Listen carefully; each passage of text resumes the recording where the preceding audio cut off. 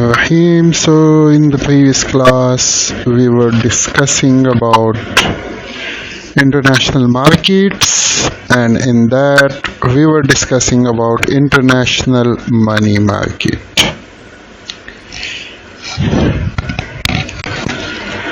In that we discussed then when you will borrow funds, you will borrow funds in that currency which will depreciate against your currency. Now we will talk about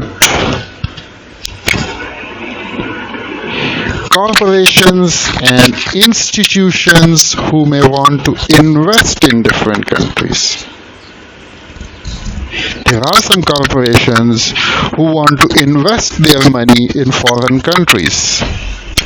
So they should invest in those currencies which will appreciate against their currency. Why? Suppose there is a company in Afghanistan, they have extra funds. They have money and they want to invest that money. So for them, USA will be the best option. Why? $1 today, it is equal to 80 Afghanis. But companies are expecting that again Afghanis will depreciate and dollar will become strong. Now this company here in Afghanistan, they have 80 lakh Afghanis.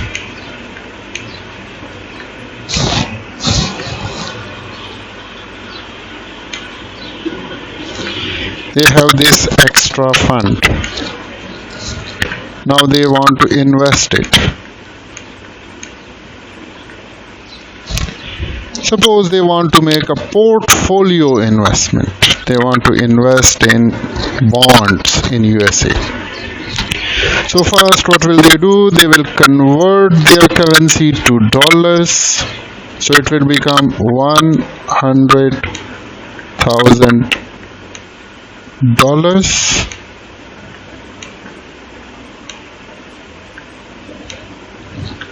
$100,000. Now they will invest here in USA. They invest that money in bonds, suppose, and these bonds are paying 8% interest. Suppose short-term bond, commercial papers or whatever, and they are paying 8% interest. Suppose, okay. Now after 1 year, what happened? Again, dollar is equal to 90 Afghanis. Now what will happen? Their investment is in dollars.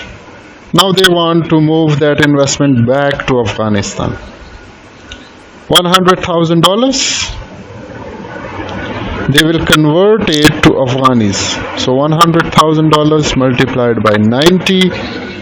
So they will get 90 lakh Afghanis.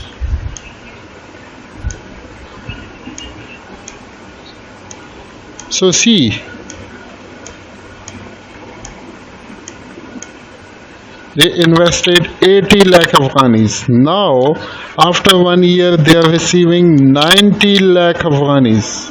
So in exchange rate, they earn 10 lakh Afghanis.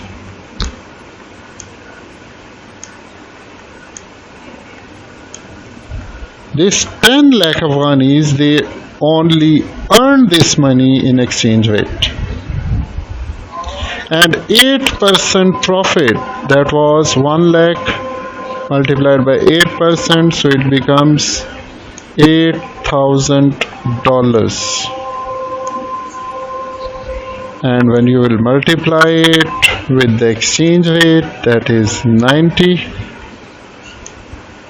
so it becomes 1, 2, 3, 4, 9 eights are 72. 7,20,000. So 10 lakh profit was in exchange rate and 7,20,000.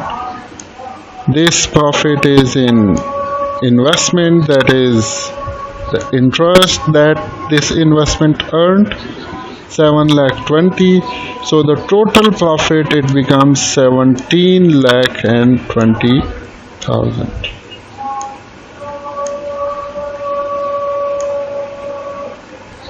So if you will invest in a currency that will appreciate against your home currency, you will earn much more profit.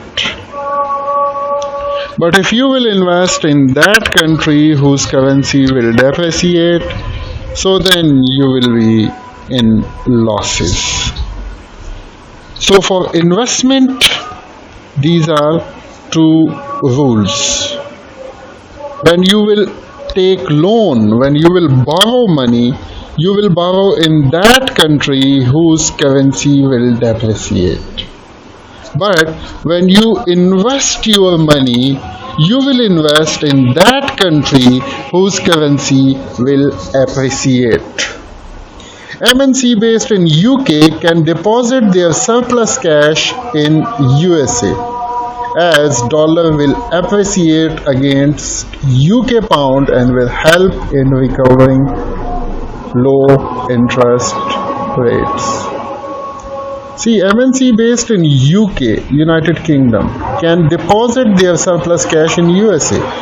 They will deposit that money in USA as dollar will appreciate. When dollar will appreciate, their profit will increase.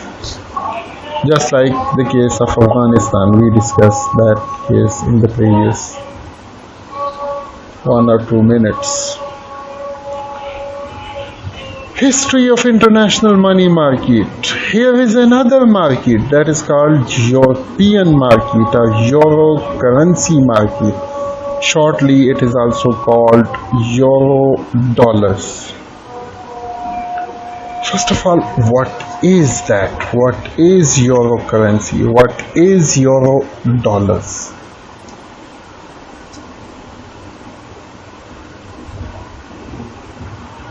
Basically, before 1960s and 1970s, what was the concept? Suppose this is Afghanistan. The banks here in Afghanistan, they were accepting only Afghanis. Means when they were keeping your money, when they were depositing your money in an account, so they were accepting only Afghanis.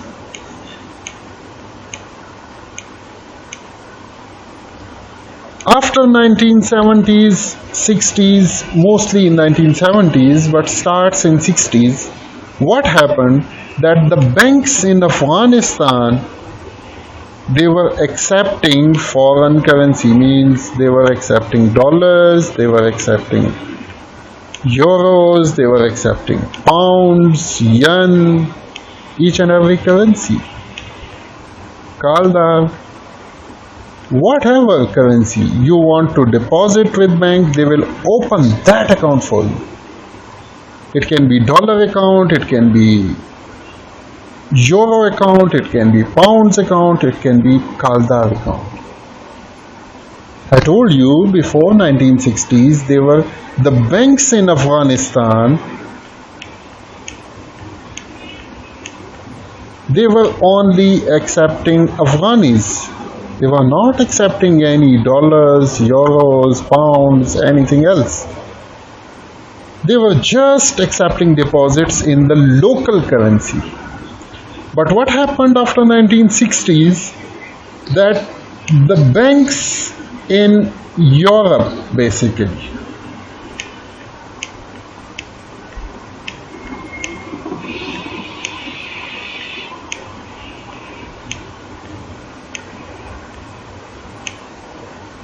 the banks here in Europe, they were accepting dollars. You know, in Europe, Germany, their local currency was German mark. France, their local currency was French franc, and other European countries, each of them, they have their own currency.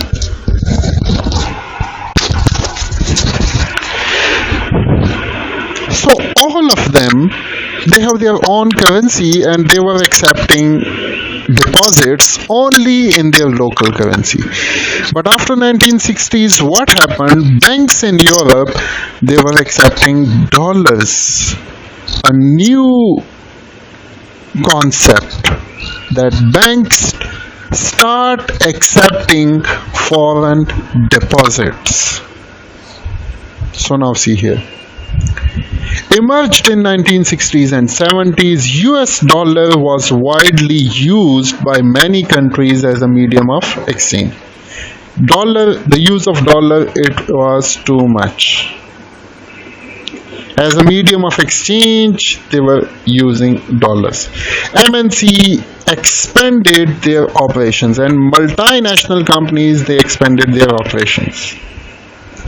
Corporations deposited US dollar in European banks. See, in Europe, they were depositing dollars. Previously, there was no concept of this. They were only European banks, they were only accepting their home currency, which was openly accepted by European banks. And European banks, they openly start accepting these currencies. These deposits, and in Europe and other continent, come to known as euro dollars. And any country, when accepting foreign deposits, that deposit will be called euro dollars. I told you here.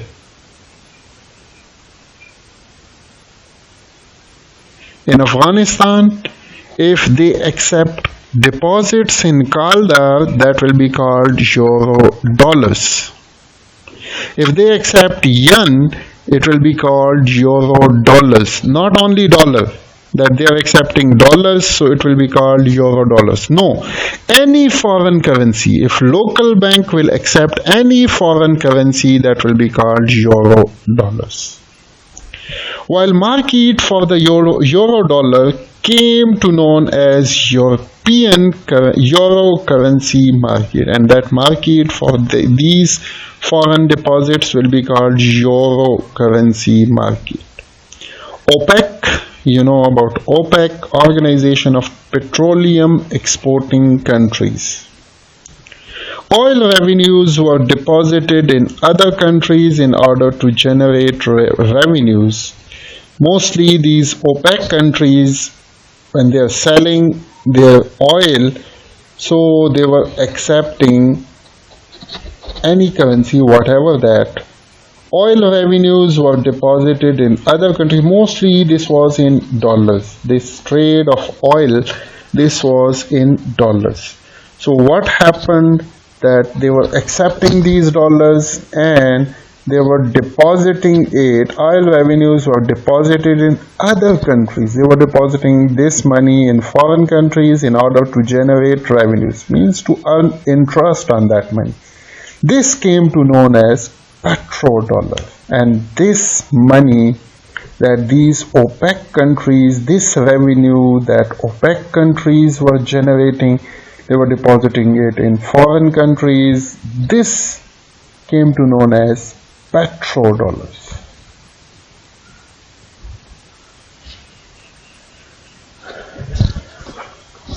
Okay, so we discussed about international money market. Now we are going to discuss international credit market. MNC have access to medium-term loans through banks in foreign markets. Nowadays, multinational companies in foreign countries, they have access to funds in foreign countries through banks, because these are multinational companies, well known, they have good reputation. So banks everywhere in any country, they are willing to give them loan of 1 year or longer time period by the banks to MNC in Europe is called as Euro credit or Euro credit loan. And in Europe, if a bank is giving loan to an MNC, that loan will be called Euro credit loan or Euro credit, while the market is known as Euro credit market. Loan can be denominated in dollars and in any other currency. This loan can be in dollars, this loan can be in euros, this loan can be in pounds, in any currency this loan can be. But the maturity will be 5 years, not more than 5 years. Keep in mind one thing, that multinational companies, suppose that multinational company is from USA, so they have their operations in Europe, they have their operation in Afghanistan, they have their operations in, suppose, any other country, Australia. So they have operations in different countries. In these countries there are banks, here and here are banks. These banks are willing to give loans to these multinational companies because of their reputation, because of their goodwill. They are willing to give loans to them, and the loans whose maturity is more than 1 year and less than 5 years, that loan will be called Euro credit loan or Euro credit. Simple as that. And keep in mind, this loan, the company is US companies, and they are working in Europe. So here they can take loan in any currency. It can be in dollars, it can be in pounds, it can be in euros, it can be any currency. The bank will arrange that currency for them.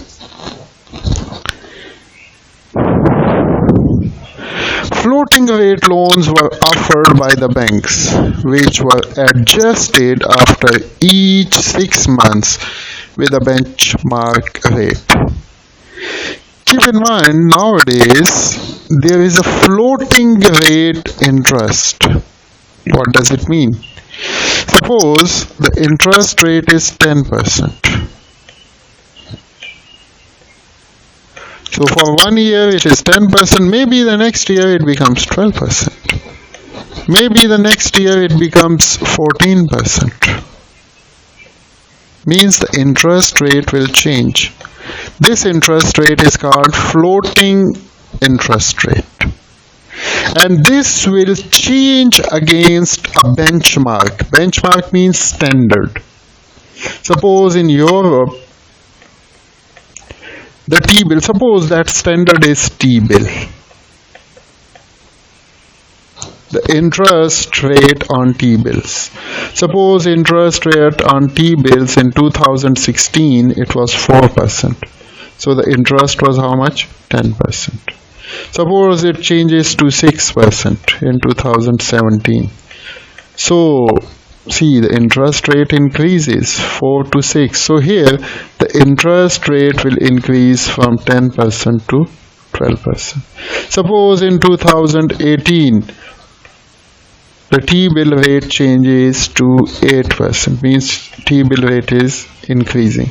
So again this interest rate will also increase by 2%. So if there is a change in that benchmark rate, interest rate will change. If there is increase in that benchmark rate, this interest rate will also increase, the bank interest rate. If that benchmark rate will decrease, suppose from 8% it comes down to 6%, so interest rate will also come down from 14 to 12%.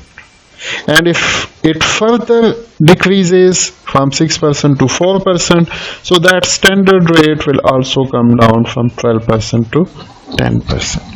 So these interests, these rates, these were called what?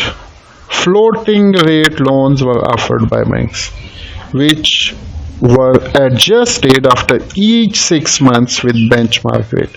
Means that standard benchmark rate, they will check after 6 months, they will check the T-bill rate. We took the benchmark as T-bill. So they will check the T-bill rate after each 6 months. If there is a change in that T-bill rate, so the bank interest rate will also change. Eurobor, what is Eurobor? Basically interbank lending and borrowing between European nations. Basically the banks, when they are taking loans, the banks in Europe, this is Europe, there are different banks here in Europe, when they are taking loans from each other, so that will be called Eurobor. The mobile battery is down, so inshallah in the next class then we will discuss about international credit market further, international bond market and international equity market. Okay, assalamu alaikum, have a good time.